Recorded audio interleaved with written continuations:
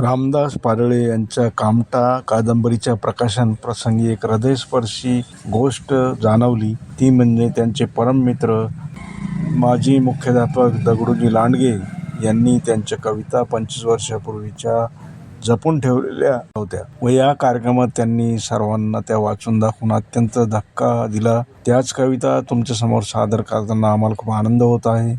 Channel like, share व subscribe नक्की करा. धन्यवाद. अरे रे, दंगल झाली, बरीच माणसं मेली, तुझी अक्कल कुठे गेली, चहात साखर कमी झाली.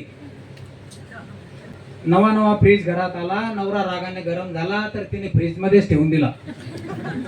ती म्हणाली बघ माझ्या नवऱ्याचा फोटो पेपरात आला.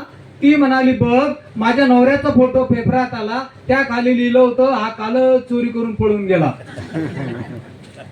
पृथ्वी गोल आहे सूर्याभोवती फिरते, पृथ्वी गोल आहे सूर्याभोवती फिरते, हा सिद्धांत मला जेव्हा पटला होता तेव्हा मी दारूचा 25वा घोट घेतला होता.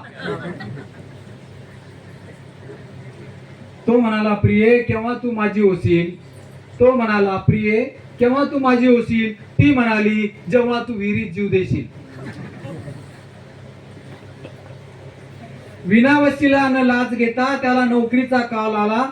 विनावशीला न लाच घेता त्याला नोकरीचा कॉल आला. बघता बघता हार्ट अटॅकने एक बेकार इथेच मेला.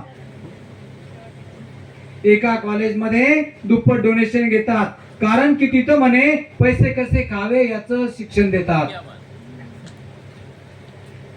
हुंडा म्हणून कंडक्टरला नोटांची गड्डी दिली. हुंडा म्हणून कंडक्टरला नोटांची गड्डी दिली तर फेकून देऊन त्याने सुट्या पैशाचीच मागणी केली. सुनेला जिवंत जाळून सासूने घरातच स्मशान तयार केले. सुनेला जिवंत जाळून सासूने घरातच स्मशान तयार केले. विचारली तर म्हणाली आता जागा टंचाईचे दिवस आले. आता उलटे दिवस आलेले.